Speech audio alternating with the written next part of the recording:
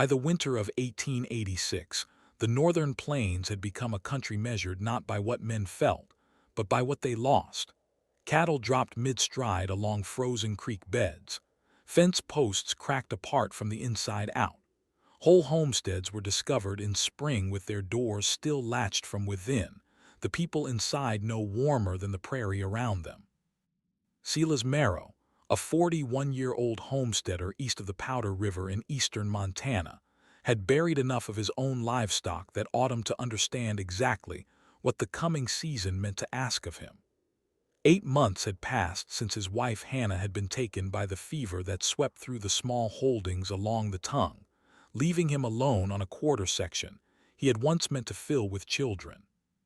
His worldly possessions now amounted to a sod-roofed cabin built against the south face of a low ridge, 2 draft horses named Birch and Foley, a thin milk cow he no longer expected to keep through January, and the meat of 1 steer salted down inside the cellar door. His nearest neighbor, an old Swede named Otto Lindgren, lay 9 miles west across an exposed flat where wind crossed open country without anything to slow it. But any thought of riding for company suddenly withered when the western sky began to change. It did not darken. It thickened, settling low over the land in a flat gray weight that pressed down on the ridges like wet wool laid across a coffin. Birch knew before Silas did. The old draft horse stopped halfway between the barn door and the water trough, his great hooves planted firm in the frozen ground, his head turning slowly toward the northwest. His ears went forward, then flat. Foley, standing inside the open stall behind him, refused to come out at all. Silas felt the stillness next. The wind across the ridge did not ease away. It vanished as if the whole country had taken one long breath and held it. He had lived on this land long enough to know what that meant. When prairie air went dead still in November, it was not mercy. It was being pulled somewhere else. He stood beside the trough and looked west. The sky over the Powder ran low and bruised, a strange yellow-gray color along the bottom that he had only seen twice before in his life, both times in winters that had killed men he knew. Already a thin haze of snow was lifting off the ridges to the west and drifting sideways across the grass without ever climbing. Silas had perhaps 4 hours, perhaps less. There was no neighbor close enough to reach, no town close enough to ride for. So he did not throw saddles onto the horses or pack the wagon for travel. He placed one gloved hand against Birch's neck and stood still until the horse's breathing slowed. Then he looked at the cabin behind him, at the sod ridge that backed it, at the rough timber walls he and his brother Caleb had raised 7 summers before. He was not looking at a home. He was not looking at shelter. He was not looking at 4 walls. He was looking at every crack the wind would find before morning. And after a long moment, he turned away from the trough and walked toward the barn. Years earlier, before Hannah, before the homestead, before any of it, Silas had wintered on a sheep camp north of Miles City with the same old Swede who now held the section line 9 miles to the west. One bitter January night, with the lambing shed creaking beneath a foot of fresh snow, Otto had taken him into the back corner of the building where the ewes lay packed against the wall. The old man had pulled away a thick layer of straw bedding to show him what lay beneath. Black, half-rotted manure packed 2 feet deep along the base of the timber. In the old country, Otto had said in his slow, careful English, when the cold came down out of the north and the peat would no longer burn, we did not fight the cold. We let the muck fight it for us. Silas had been 23 then, and he had laughed, because a young man laughs at most things he has not yet needed. But he had also remembered. And now, walking toward the barn with the western sky going strange behind him, that old lesson rose in his mind like a coal kept burning quietly for 15 winters, waiting at last for the night it would be asked to give heat. Manure, packed deep against a wall, did not freeze the way other matter froze. It worked. It broke down.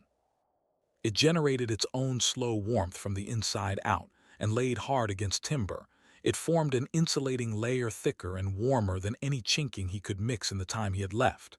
The smell would be terrible. The labor would be filthy. None of that mattered now. Silas pushed open the barn door, picked up the long-handled shovel leaning against the inside wall, and began.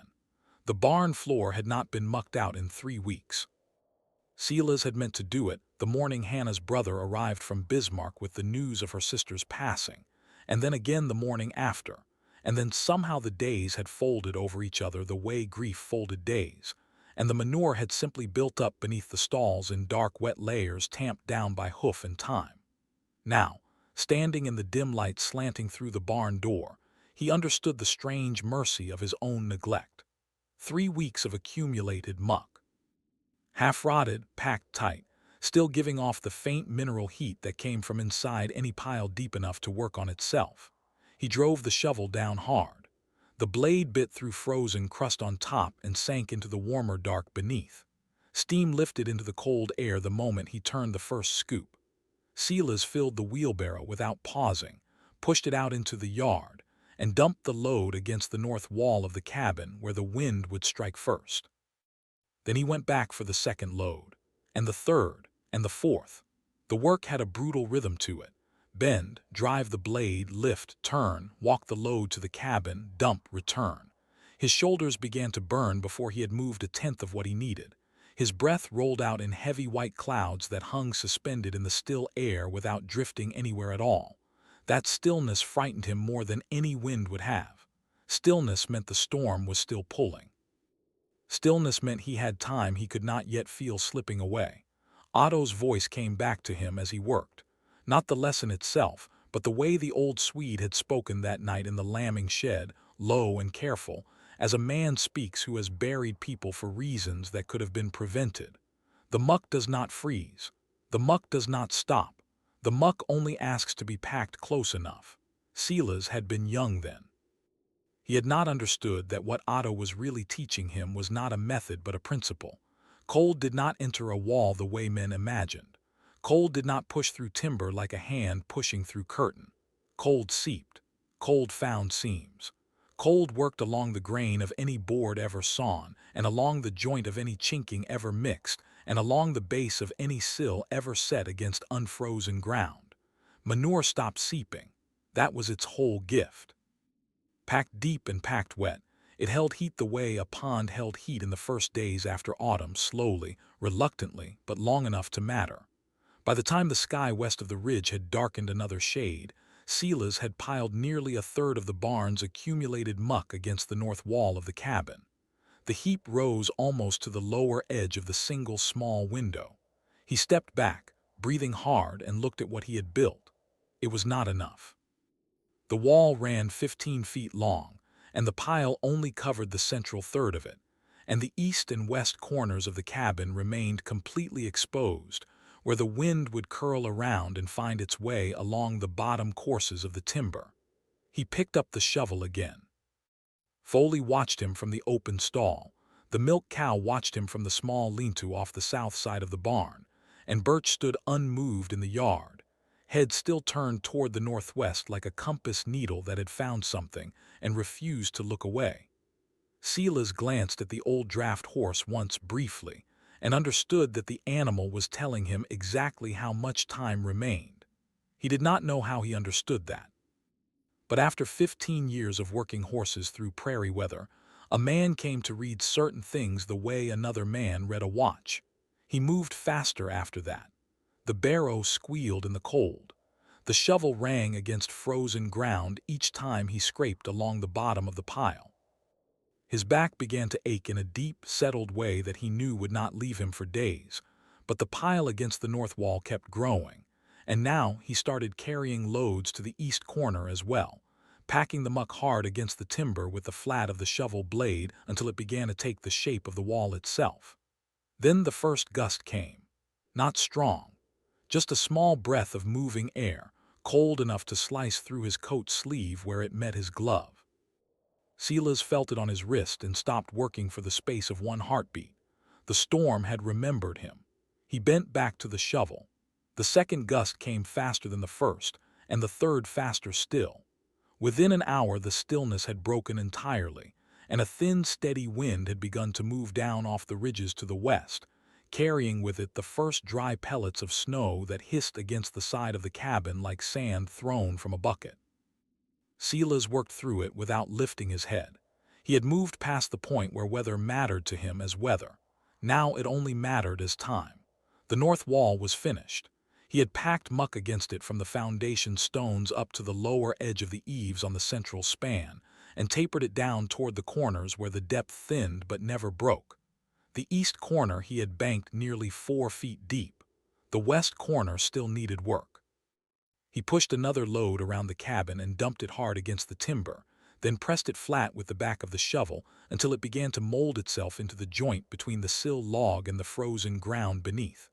Otto had taught him one more thing in that lambing shed years before, and Silas had nearly forgotten it until his hands remembered for him. Pack from the bottom, always from the bottom. Cold did not fall on a house. Cold rose into a house. It came up through the ground, found the gap between sill and earth, and crawled along the inside of the wall like water finding a level. A man who packed his wall starting from the top down was building a roof, not a barrier. A man who packed from the bottom up was sealing the seam where the killing happened. Silas set his teeth and worked lower. By the time he had finished the west corner, his coat was streaked black to the elbows, his boots no longer recognizable as leather, and the smell rising off him in the cold was the kind of smell that would have driven Hannah from the room and then made her laugh from the doorway. He thought of that once briefly, the laugh more than the leaving, and then he set the thought down where he set most things now and went back to the barn for another load. The south wall did not need the same treatment. Hannah and he had built the cabin with the south face long and low to catch the winter sun, and the ridge behind the north wall sheltered the building from the worst of the prevailing wind. But the east and west walls each had a door, and doors were the worst betrayers of any cabin in hard weather. The east door opened toward the barn.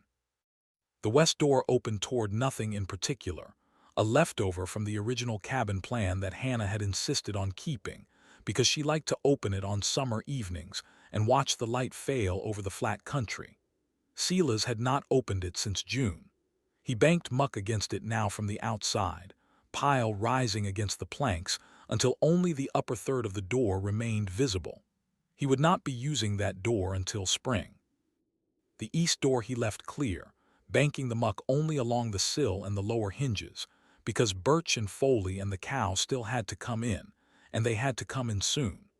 The wind had thickened by the time he stepped back from the west door and looked at his work.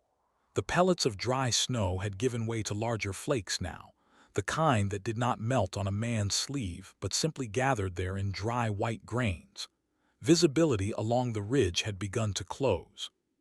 He could no longer see the line of cottonwoods that ran along the creek bed a quarter-mile to the south.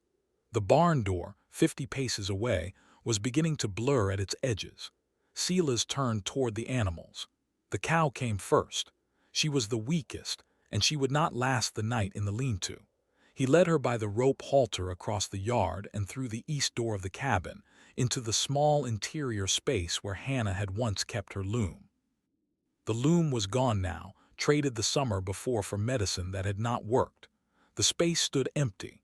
He tied the cow to the iron ring he had driven into the wall the previous winter for exactly this purpose, in case of exactly this kind of night, and she lowed once softly and then went still. Foley came next, ducking his great head beneath the lintel without protest. Birch came last, and Birch did not want to come at all. The old draft horse balked at the threshold, ears pinned, eyes rolling toward the western sky where the storm now pressed down close enough to see moving in the air itself. Silas put one hand on the horse's neck and held it there. Easy now. The words came out before he knew he had said them. Hannah had used those words. Every winter morning of the 7 they had spent together on the homestead, she had stood beside Birch in the cold half-light before dawn and spoken those 2 words into the old horse's ear while she brushed the frost from his mane.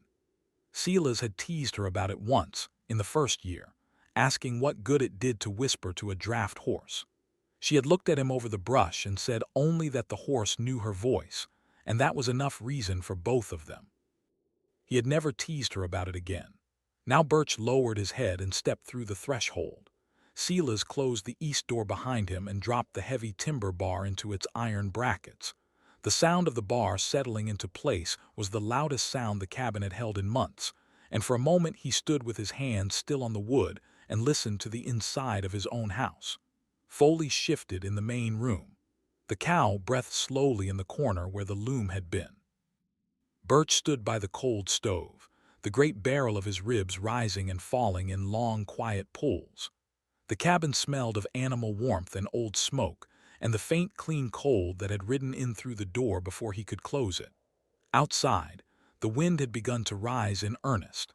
He could hear it now along the north wall, not as a roar yet but as a steady, deepening pressure, the kind of sound that came from moving air finding a long, flat surface to push against. The packed muck along that wall would be doing its work soon. Silas did not know exactly how the warmth would build inside the pile, only that Otto had sworn to him that it would, and that on the coldest nights of the Dakota winter, the old Swede had slept against an inside wall banked 4 feet deep with muck, and woken in the morning with frost on every other surface in the cabin, except the one his back had touched. He turned away from the door and went to the stove. The stove was the next problem. He had 3/4 of a cord of split cottonwood stacked along the south wall and another half cord under the eave outside the east door. Cottonwood burned hot and fast, and in a normal winter a cord would have carried him 3 weeks. In what was coming, he did not expect a cord to carry him 5 days. He had no coal. The nearest coal lay 40 miles east at the rail siding, and 40 miles east was 40 miles too far. He laid the fire carefully. The way a man lays a fire he intends to keep alive for longer than fire wants to live, with the smaller splits at the bottom and the heavier pieces banked along the sides where they would catch only when the center had burned down to coals. Then he struck the match. The fire took slowly. The cottonwood was dry, but the cabin had gone cold enough during the afternoon that the stove iron itself drew heat away from the small flame for several long minutes before it began to give any back. Silas crouched in front of the open stove door and fed the fire 1 stick at a time and watched the light grow inside the firebox the way a man watches the face of someone he loves come back from a fever. When the fire was steady, he closed the door and adjusted the damper down to a slow burn. Then he stood up and looked around the cabin in the new orange light, and for the first time since the sky had changed color, he allowed himself to see what he had. 1 room, 15 feet by 20, a stove in the center, a bed along the south wall under the single south-facing window, a table against the east wall with 2 chairs, only one of which had been used since June. A small cook stove built into the north wall beside the main heater, unused tonight because he had no need of 2 fires, a door east, a door west banked shut from the outside, a loft above with the winter stores, 3 large animals breathing slowly in the warming air, and along the north wall on the outside, 2 feet of packed manure that had begun, perhaps, to do its quiet work against the timber. It would have to be enough. He sat down in the chair Hannah had used and looked at the fire. The wind outside had begun to howl. The first true blow of the storm hit the cabin 2 hours after sundown. Silas had not slept. He had moved from chair to stove to chair again a dozen times, feeding the fire 1 stick at a time, watching the animals, listening to the wind change its voice along the outside of the walls. He had heard prairie storms before. He had ridden out 3 full blizzards on this same homestead. But the sound that came down off the ridge that night was a sound he had not heard before, and he understood almost at once that what was arriving on the Powder was not a blizzard in any sense that the word had ever meant. The wind did not howl. It pressed. It came against the north wall in one long, sustained weight, like a hand laid flat and held there, and the timber of the cabin gave a single deep groan along its full length and then went quiet again beneath the load. Silas felt the floor shift beneath his boots. He had built this cabin square on its foundation stones 7 years before. Now the whole structure had leaned half an inch to the south under the weight of the wind, and the leaning held. He stood up slowly and walked to the north wall. The inside of the timber was cold but not frozen. He laid his palm flat against the logs at chest height and held it there. The wood pulled heat from his hand but did not pull it the way bare timber would have pulled it. Something beyond the wood was holding the cold back. He moved his hand lower, down to the level of the sill, and pressed his palm against the bottom course of logs where the killing seam would have been. The wood there was warmer than the wood above it. The muck was working. He stood for a long moment with his hand against the lower log and let himself understand what he was feeling. Otto had been right. After 15 years of carrying that lesson without ever needing it, Silas had finally come to the night the old Swede had been preparing him for, and the principle held. The pile of half-rotted manure banked against the outside of his north wall was no longer simply matter. It was a wall of slow heat, generated by the same bacterial work that turned compost warm in a barn corner even in February, and laid 2 feet deep against his timber. It was doing exactly what Otto had promised it would do. It was not stopping the cold, it was outpacing it. Silas moved along the wall, checking with his hand every 3 feet, warm at the bottom, cool but not frozen in the middle, cold near the eaves where the muck thinned. He went to the east corner, warm. He went to the west corner, warm. He went to the west door, banked shut from the outside, and laid his hand against the planks. The door was the warmest surface in the cabin besides the stove itself. He almost laughed. Then he did laugh, one short broken sound, and the cow in the corner lifted her head to look at him. The wind hit again, harder this time, and the timber groaned a second time along its full length. Silas went back to the stove. He sat down in Hannah's chair and watched the fire burn. The animals had settled. Foley had folded his great legs beneath him on the floor near the south wall and lay with his head down, breathing slowly. Birch stood near the east door, eyes half closed, dozing the way old draft horses doze standing up. The cow had lain down in her corner. The cabin in that moment felt less like a house and more like an ark. 3 large warm animals and one man riding out a sea of cold that had no shore on either side. He thought of Otto, 9 miles west across the flat. The old Swede was 80 if he was a day, and his cabin sat exposed to the full sweep of the wind off the open country, with no ridge behind it and no muck banked against its walls, because Silas had never thought to do for Otto what Otto had once taught him to do for himself. The thought sat hard inside his chest. He told himself there was nothing he could have done in the hours before the storm. He told himself that Otto had wintered in worse country than this and knew his own walls better than any man living. He told himself these things twice. They did not entirely take. The wind pressed against the north wall again, and the cabin held, and the fire burned low and steady in the stove. Silas closed his eyes. He did not mean to sleep. He had meant only to rest his eyes for the space of a few breaths, the way a man rests them between long stretches of work. But when he opened them again, the fire had burned down to a bed of deep red coals, and the light inside the cabin had dropped to almost nothing. He could not tell how much time had passed. The wind outside had not changed. It still pressed against the north wall in the same sustained weight, still groaned along the eaves in the same low note, and the cabin still held. Silas leaned forward and opened the stove door. A wave of warmth rolled out across his knees. He fed 3 sticks of cottonwood into the firebox, one at a time, and watched them catch slowly along the edges where they touched the coals. Then he closed the door and sat back and listened to the inside of his own house again. Foley had not moved. Birch had shifted his weight from one leg to the other and was now dozing against the east wall. The cow was still down in her corner, breathing slowly.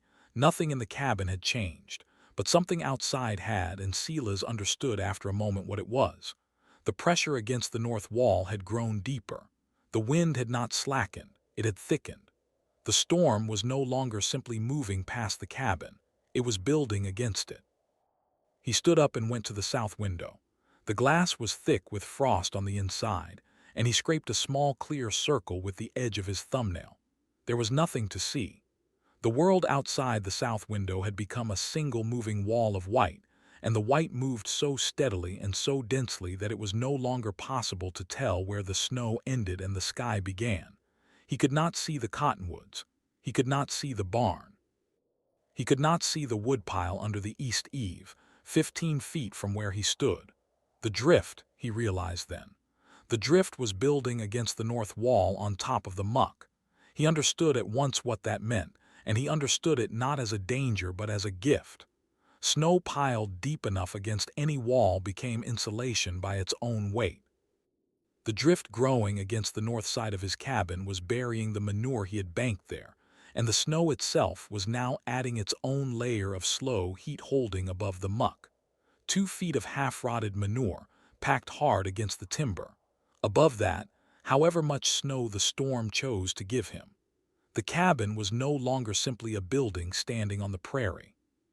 It was a building being slowly absorbed into the prairie, sealed inside the storm's own weight, and the wind that pressed against the north wall could no longer find the seams it was looking for, because there were no seams left. Silas pressed his forehead against the cold glass and let himself feel something he had not allowed himself to feel since June. He was going to live through the night. He turned away from the window and went back to Hannah's chair. The fire had taken hold of the 3 sticks now, and the cabin glowed faintly orange along the inside of the timber walls. He could see the animals again, dim shapes in the low light, and the air inside the cabin had warmed enough that his breath no longer rose in clouds. He could smell the muck faintly through the timber. He could smell the animals. He could smell the cottonwood smoke and the old grease from the cook stove and the leather of his own boots drying near the firebox. The smell was not the smell of a house Hannah would have kept.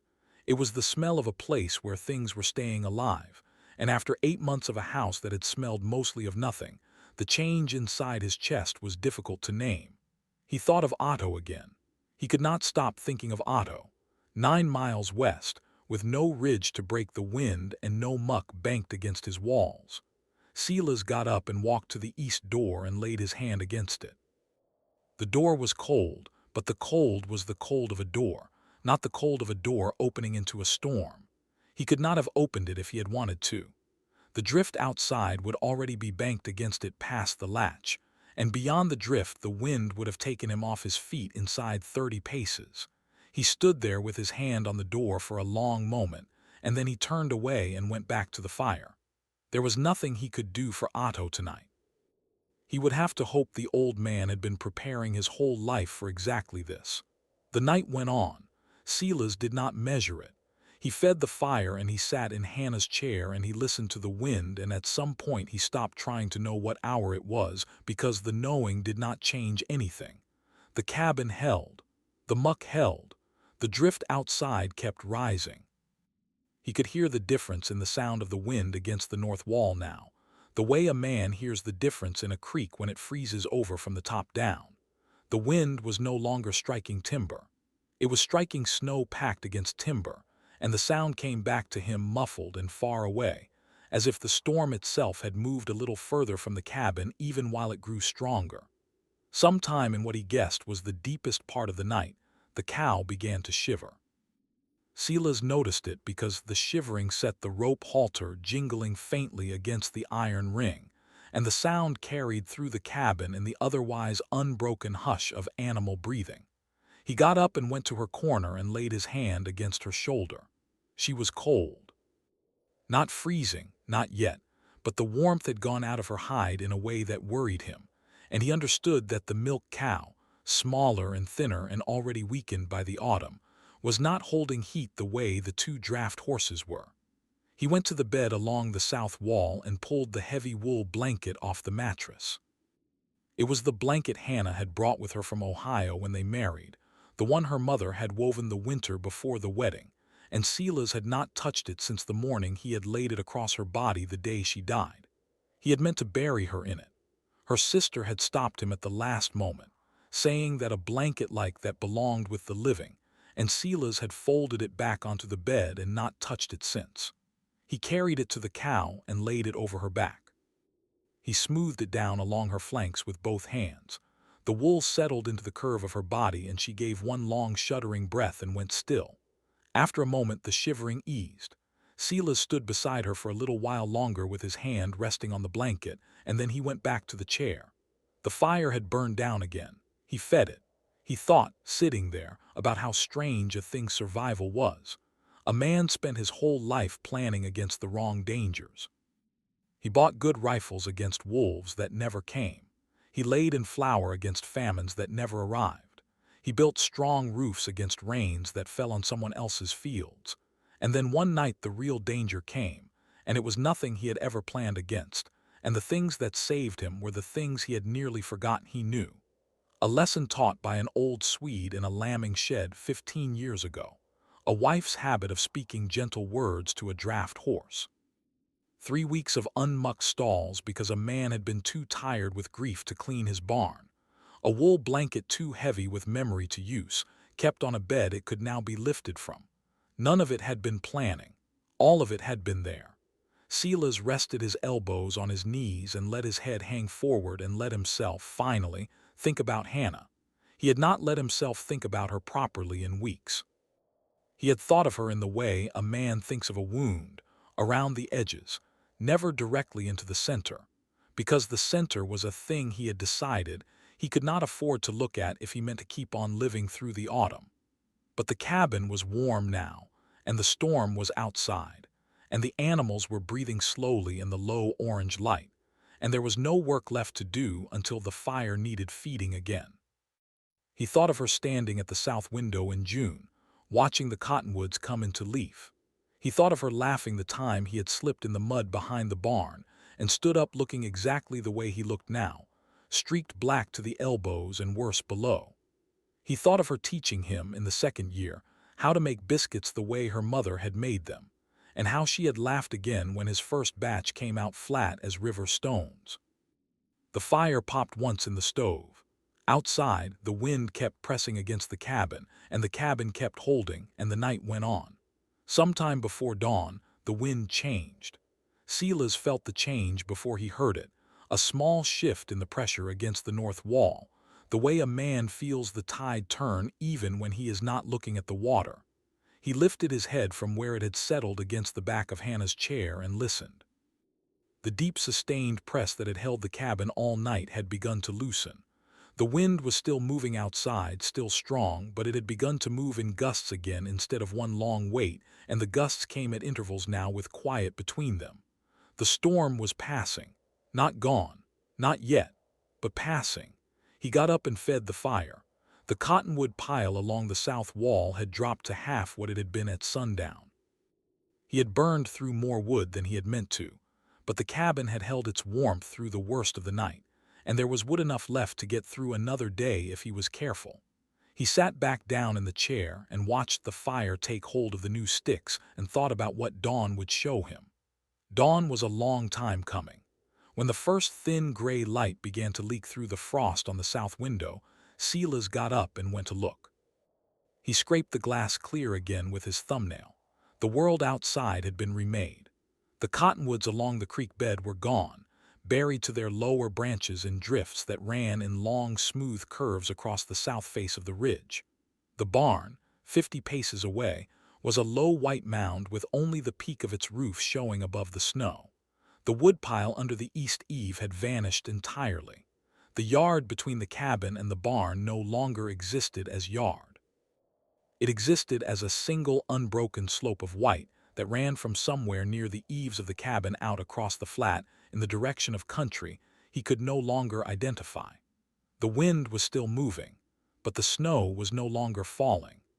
The sky to the east was beginning to lighten in a thin, hard blue that he recognized from other winters as the color the sky took after the worst storms had broken themselves on the country and moved on. He went to the east door and tried the bar. The bar came up easily. The door did not move. He set his shoulder against it and pushed. The door gave perhaps 2 inches against the weight of the drift outside and then stopped. He pushed harder. It did not give further. He stood back from it and understood that he was not getting out of the cabin through that door without a shovel, and the shovel was in the barn, under however many feet of snow had buried the barn through the night. He went to the south window and stood looking out for a long time. He was alive. The animals were alive. The cabin had held. The muck along the north wall had done what Otto Lindgren had sworn to him 15 years before that muck would do, and the fire had not gone out, and Hannah's blanket lay warm across the back of a cow that would still give milk in the spring. By any measure a man on the Powder River could have applied to his own life on the morning of November 13, 1886, Silas Marrow had won. But he was thinking of Otto. 9 miles west across a flat that no longer existed as flat. No ridge to break the wind. No muck banked against the walls. An old man alone in a cabin that had been built for summer and patched for winter, the way most cabins on that country had been built and patched, with hope and chinking and the willingness to suffer. Silas turned away from the window. He spent the morning working his way out of the cabin. He took the iron poker from beside the stove and used it to chip and scrape at the snow packed against the inside of the east door. The drift had crusted hard in the wind and gave only in small flakes at first, but he worked at it steadily, and after perhaps 2 hours the door swung open enough that he could push his way out into the cold. The air outside was so still and so sharp that it cut through his lungs at the first breath. He coughed once and bent over and waited. When he straightened, he looked out across the country and could not, for a long moment, see anything that he recognized. Then he saw the smoke. It was a thin gray column rising straight up out of the western flat, climbing into the cold blue morning air without bending or breaking, the way smoke only climbs on the stillest days that come after the worst storms. Silas stood in the open doorway of his cabin and stared at it for a long moment without moving. The smoke was rising from somewhere near where Otto Lindgren's cabin had stood the day before, and it was rising steadily, the way smoke rises from a fire that has been kept burning all night long. He shut the door behind him and went back inside. He did not let himself believe it yet. Smoke could mean many things.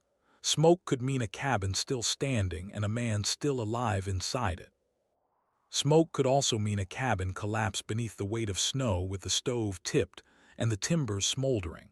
He had seen both in his years on the prairie, and he had learned not to trust the first guess his heart wanted to make when he saw smoke from a long way off. But the column was straight. That was the thing he kept coming back to. A collapsed cabin smoked thick and dark and broken.